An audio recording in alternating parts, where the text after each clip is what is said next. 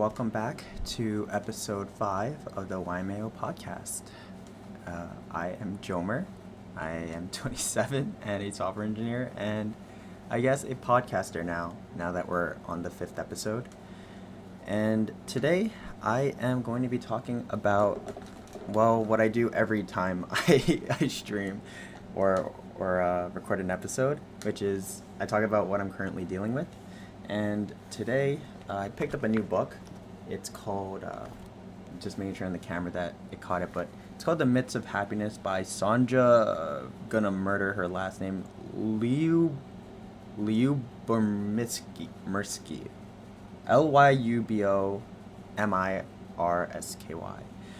And it just goes, it's pretty much a book that goes into what actually makes people happy. I picked it up because I am currently on a journey to self-improve and to figure out what makes me happy in a lot of different aspects, relationship, finances, and anything else that life has to offer, and just trying to learn the best way to go about it. I never really tackled the question, what makes me happy? And so, yeah, I'm just trying to answer it. The current chapter that I'm on is about how to be happier in relationships, and in particular to the book, it takes more of a explanation on deeper relationships, so marriages or actual intimate relationships. But I'm starting to realize while I'm reading this that there's a lot of things that we take into our intimate relationships with a boyfriend or a girlfriend, a significant partner, and I feel like often socially people will put a lot of things into specific buckets and will say, all right, I'll do all these things for my significant partner, but I won't do these things for my friends because, well, they're my friends. Or some people will will go the opposite way, will cherish their friends really, really hard, and will be like, all right, I'm a ride or die for my friends, but when it comes to my significant partner, like, they better respect my independence, and they better respect the time and the energy that I put into my friends, and they end up not putting as much time into their significant other. And it's always so interesting because all of these buckets are full of people, right? So regardless of closeness, it's just how we treat people or how we do a bunch of things, right? Taking out the romantic aspect, which I want to say it's not always the problem, but when you listen to relationship issues, at least for me, I often don't feel like the long-term issues of a relationship happen to be about the sexual chemistry with a partner. And that might be because of my age. Currently, I'm 27, so maybe the relationships that I'm hearing about, like, people are still young and people are still at an age where that they're not at a point where there's a certain longevity in their relationship where sexual chemistry feels stale or doesn't feel as passionate as it once was when they first started dating, right? But for the most part, I often get that a lot of the issues are with communication or finding boundaries or reaching a middle ground, and all these things that you can do with pretty much your friends. You can do because they're just general relationship problems. Like, someone will complain about not responding fast enough or not communicating your thoughts properly, and these aren't things that only happen when you're dating someone. You can find all these things out or work on these things and grow these things by just doing it with the people around you. And so I always thought that was interesting, just because I know a bunch of people who won't go into a relationship because they come out of a really bad relationship, got cheated, manipulated, gaslighted, whatever, and they would associate these bad qualities with why the relationship failed, right? Like sometimes it is the case where there is just like a really shitty person, and they just did, like, there's nothing you could do about it, you know? Like, it just ended up being a bad relationship. But at the end of the day, like, a relationship is with two people, and there has to be something that both people have to work on, is my opinion. um and so yeah, I just feel like these people will be very quick to dismiss a lot of the issues in a relationship, because lots of times, like, the final straw of, like, why a relationship was messy and ended up super explosive and ended in a horrible way, like, there were a lot of things leading up to it. There's a lot of communication issues. Um, there's a lot of general clashing that could have just been worked on, at least from both parties, you know, like a way to understand or communicate or understand, like, very early on. Even if you, like, let's say that you are the more mature person and you are more emotionally mature, if you really had all of these communication skills and you really had this level of maturity, then, like, a month into it, or like even a week into talking with this person, or within your first argument, you just realize, like, oh, okay, like, this person is, like, way too immature for me, and, like, I'm properly communicating these things, and you would leave. um you know, when you're not, like, super invested into, like, emotionally invested, physically invested into a person. So, you know, like, off the bat, if things really go that far, where, like, things really get to that point where it just ends up being explosive, it's like, okay, there's a certain level of emotional immaturity across the board, or there's a certain level of communication that that I wasn't doing well, um, to not be able to recognize red flags or recognize things that were wrong. So yeah, so I feel like it's the same people that will just blame the other person, dismiss it, and be like, okay, that was a bad person, to kind of put a curtain over all the bad things that, or not all the bad things, but all the things that could be grown or improved on. And so what ends up happening is people will ignore that they were a bad communicator. Like, I'm going to keep using communication as an example, but, like, let's say, like, it ignores that a person was a bad communicator or not emotionally mature and needed to, like, work on themselves. They put all of that stuff to the side, or they put it on the back burner. They ignore it, and then and just blame that it was the other person's problem. And then when they go into the next relationship, regardless of if the person is better or not, right? Like, if they find another bad person, like, okay, like, whatever, like, it's the same situation. And if they find a better person, then they're still going to have the same issues. They're still going to have, like, the issues of having bad communication, not working on themselves, or being emotionally mature, or all three, right?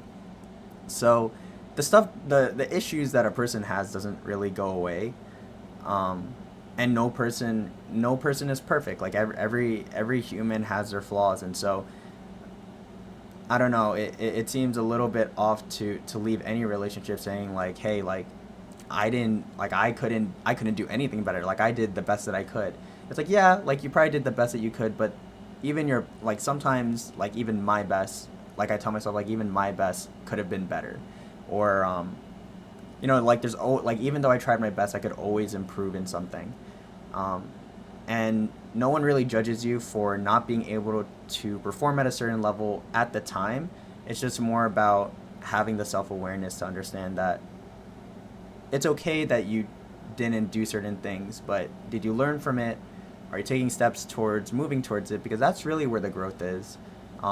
Leaving any type of experience, not just a relationship, and realizing that you can do better, and if you did better, like, you wouldn't have to deal with a similar situation in the future. Like, that's really the kicker, right? Like, the whole point of improving, or the whole point of growing out of these habits, is so that you don't find the same people, or you don't fall into the same habits, and you kind of, like, go towards the holy grail of, like, what you want in your life, whether it be a good relationship, or even what some people would consider, like, your own perfect relationship, or to have, like, that job that you really wanted, or to have a social circle that you really like, or to travel all the places that you want to go to. Like, it goes on and on. Like, everything that you need to do, you just need to kind of improve to get to that point in a bunch of different aspects. So yeah, it is dawning on me that people will not go into relationships, right? And because they don't look at these problems, and they get scared of going into a next relationship, like all these different factors, it just ends up like, yeah, like they end up again like the same situation with going into the next one, but also in general, like all these bad habits just kind of get grouped with, oh, I'm like this, or I have these habits when I'm in a relationship. When that's not really true.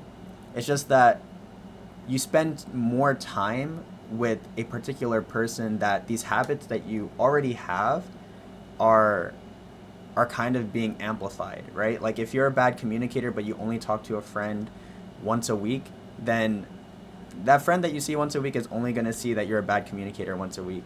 But if you are talking to a person every single day, then that person that you text every day or FaceTime or whatever, they're going to see that you're a bad communicator every single day. Like that's the only reason why the habits show up in your relationship. It's just more like it's amplified in relationships. But it never went away. It never was something that only happened with a relationship or with a person that you're with. Or I mean, it happens with the person that you're with, but not just intimately. Like it just happens with every person. So for me, like for example, like I'm pretty stubborn and I feel like I'm kind of short-tempered, right? And I've grown self-aware enough to know that I'm short-tempered, to understand it, and to tell people like, okay, if I'm really upset, like I'll just tell people like, hey, like I'm not feeling good, like I'm feeling very upset. I won't explain it because sometimes I won't know where it comes from, but I'll be able to tell that to people. And in the past, you know, relationship or not, like I would be short-tempered for a lot of different things. And I've learned that my short-tempered attitude doesn't only affect the person that I'm dating at the time, and it affects everybody. It's just like so yeah, I just feel like there's always something to work on. And I feel like in reading this book about trying to figure out like what makes a relationship happy or how to make a relationship better so that we are happy, it generally applies to just every single relationship. Like it's not just about marriage or intimacy. We can make our lives better by just improving the relationships that we have with other people. And yeah, I think that's pretty much like the kicker. Like I don't think I have anything else besides that. I hope that all makes sense. I hope that I'm making some type of sense, because I'm trying to make sense of it myself, to be honest. I think sometimes like I think too deep about a bunch of different things, and I don't know if this is another thing that I'm thinking about that's just like, all right, like this is way too complicated, or maybe I'm overthinking it. But I guess like the reason why I'm saying this is because maybe I'm sharing this because I have also done this in the past. And again, like no script, no anything. Like I just kind of come here and I just start yapping. But yeah, I feel like I've definitely made exceptions in the past and have put people into buckets whether I wanted to or not. And I've given higher priority to the people that were like closer family wise, right? Like the person I'm dating, or wanting to be in my family, or my actual family. Like I've given priority to them, and I've given less of a priority to friends or acquaintances, or people that I just don't know as well as my family, or haven't been as emotionally and physically invested into. And yeah, like that's fine. It's all good. Like nobody's going to blame me and no one's going to blame you if you have the same approach, right? Like these buckets are supposed to be in a way like we can't spend our time everywhere. And so it's normal to spend a lot of time with people that are close with you, spend less time and energy with people that are not as close to you. Um, but I think it's just like everybody's everybody was a stranger at one point is what I'm thinking. And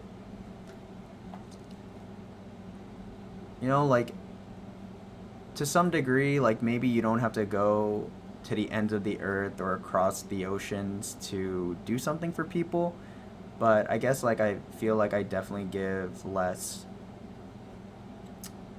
leniency, or just like I give less leniency to people that I don't know, and I give way too much leniency for the people that are super close to me, and I let them get away with a lot of different things, um, or just kind of like have less of a filter towards it because like there's that level of trust, and maybe it's a good thing that I trust people.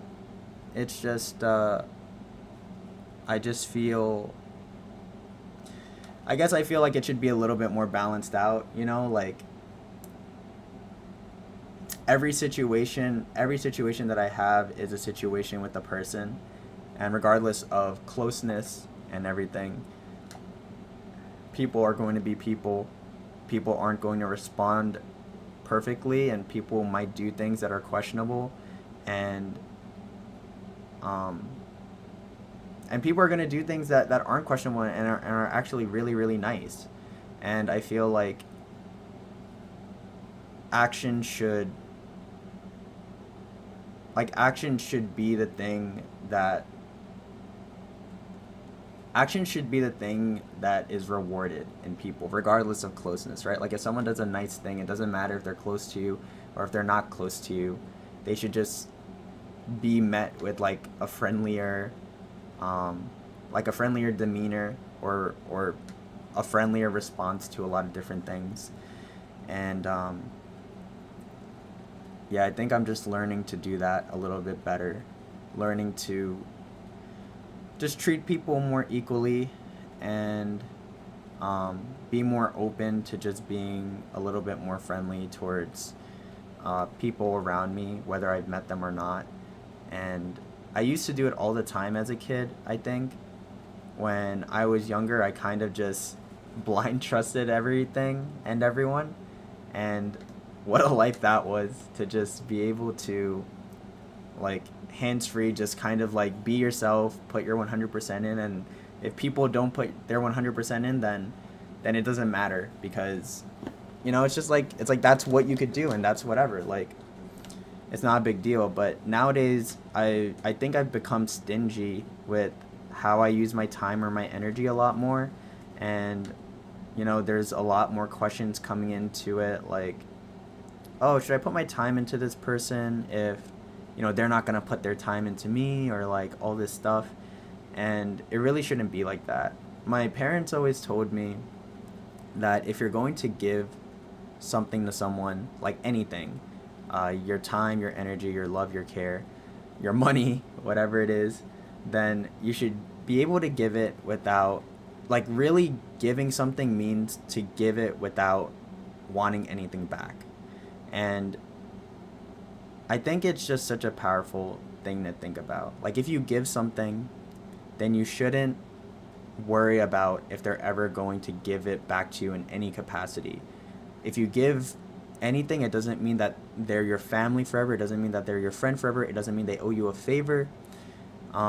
If that's really the nature of giving. And it's not really giving if it's like one of those payback things, like, oh, like, could I borrow something from you? I'll pay it back. Like, that's not really giving. Like, giving just means that you give it from the bottom of your heart because you want to, and you don't expect anything back.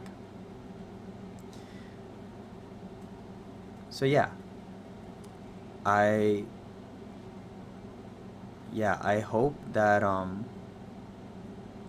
I can get back to doing that. I hope that I can go back to being as free as I was as a kid, even though there's more responsibilities, obviously, that I'm grown up. There has to be a bunch of different ways to still have fun and to let loose and relax and to not take things so seriously. I think that I've had a pretty rough past where, like I said, like I wasn't always like this, and I would always try to give my all to the people that were around me. But at some point, I think I just got hurt way too much, and I had so many different traumatic things happen to me that it wasn't so easy for me to just willingly give so much, because it always put me in a bad situation. It always, like, just in like human nature, I think everyone is kind of selfish to a degree. Not that being selfish has a negative connotation, but it's not really negative, right? Everybody is always going to be selfish to some capacity. People are always going to be self-centered because at the end of the day, everyone's living their own life. And that's not to say that they're greedy or that they only think of themselves. It's just that the first person that they'll often think about is themselves, even to the core. Sometimes it's not even about the thoughts that go into their head sometimes. Like, even thinking about which leg to move first. Like, people will think about themselves first in the most rudimentary ways. So I think that because that's just a basic piece of human nature, it'll often just lead to people wanting the best for themselves. And sometimes when you put effort into people, it's not fully realized what another person is doing for you. Like, let's say that I help a person out, I put my 100% into it. What I'm saying is that person feels that warmth or feels the support, but rarely ever do they really understand 100% of the effort that you're putting in. And you can't really go into it. You can't be like, hey, like, by the way,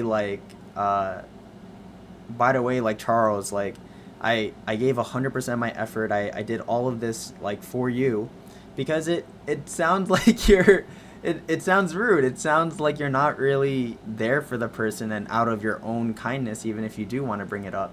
And so lots of times, even if we put 100% effort, we'll keep it in and we'll keep it to our own thoughts. And then what happens is,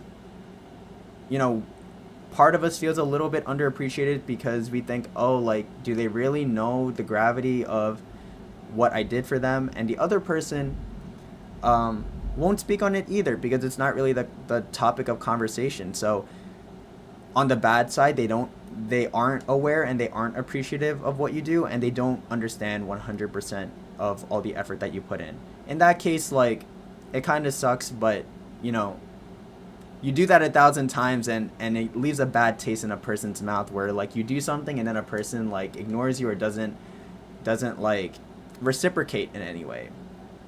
Again, like, you're giving, but just because you give and you don't want anything back doesn't mean that you don't have bad feelings from it.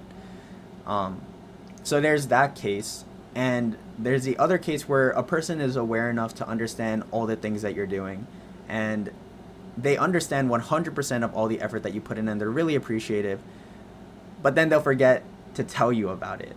And in the same way, these thoughts kind of just get stuck in people's heads. Like, people often will think about themselves so much that they forget the basic principle of sharing it with somebody, like sharing your own thoughts with someone. So, like, people are so in their heads that they forget that it might just be as simple as being like, hey bro, like, thanks for helping me move that couch or whatever. Like, I really appreciate it. I know that you took time out of your day and whatever. And, like, even in the male community, sometimes saying stuff like that could just be, like, sappy, like, seen as sappy, like, oh, like why are you trying to, like, say all these things? Like, it's often seen as a negative connotation to even be kind to people sometimes.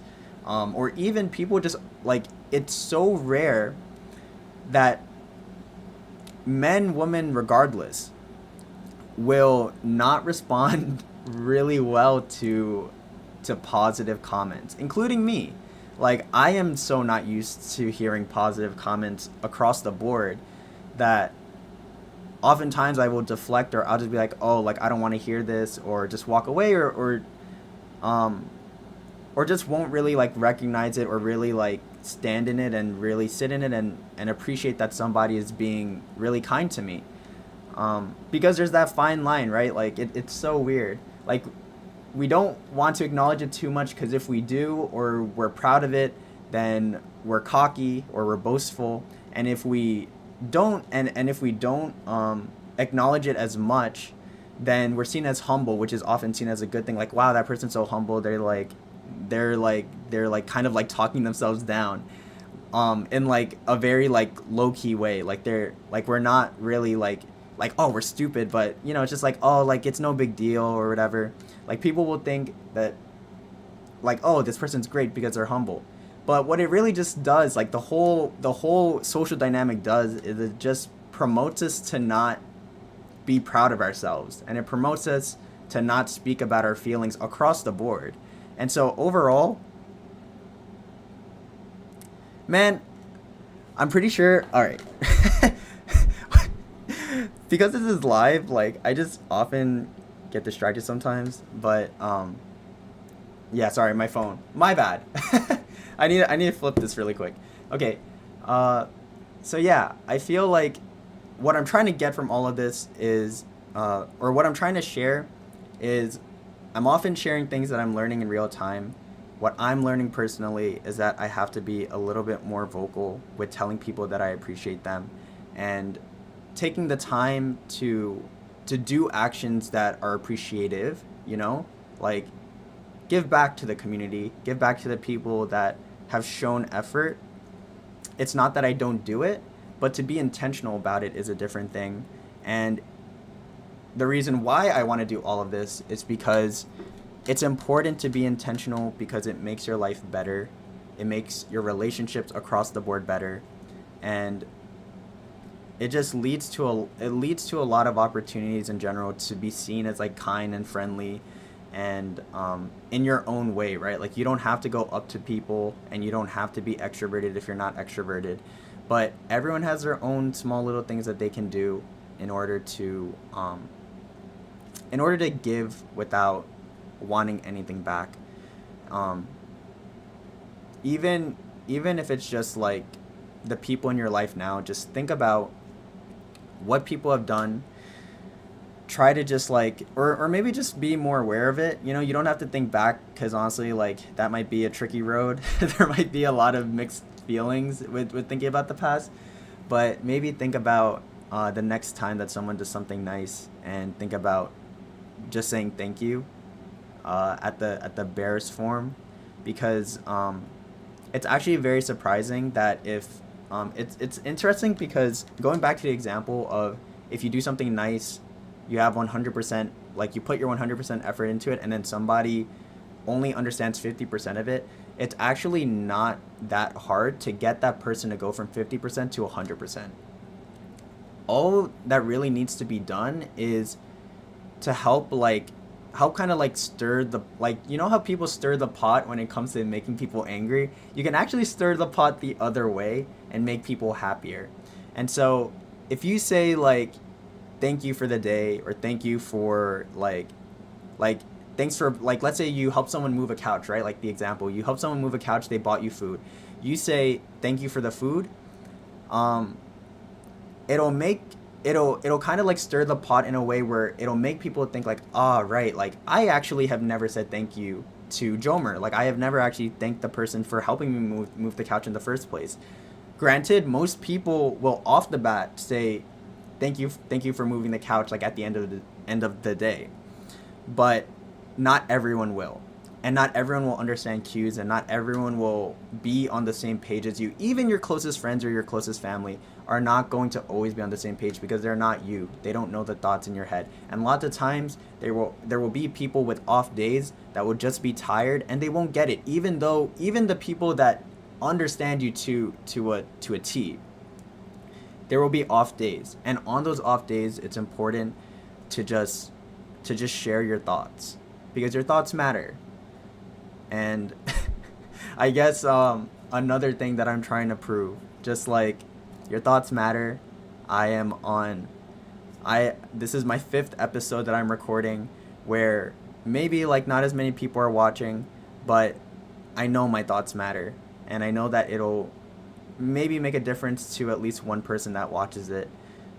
In the context of your own life, even if people aren't watching it, it'll affect someone a lot. Just like a simple thank you goes a long way. And sometimes for people it goes the mile that they didn't really expect or didn't know that they needed. Sometimes people are having a rough time, and they really do need to hear that sometimes, like a little bit of appreciation. So yeah. Thank you guys for joining. Hopefully I have some more topics the next time that we're around. I don't know how long these podcast episodes go. I'm pretty sure it just goes for as long as I can yap, which is the whole point. So if you guys want me to keep having longer podcast episodes, then feel free to ask me more questions. And if you haven't yet, then feel free to subscribe so that you guys can get more episodes. But thank you guys for coming. Thanks for listening.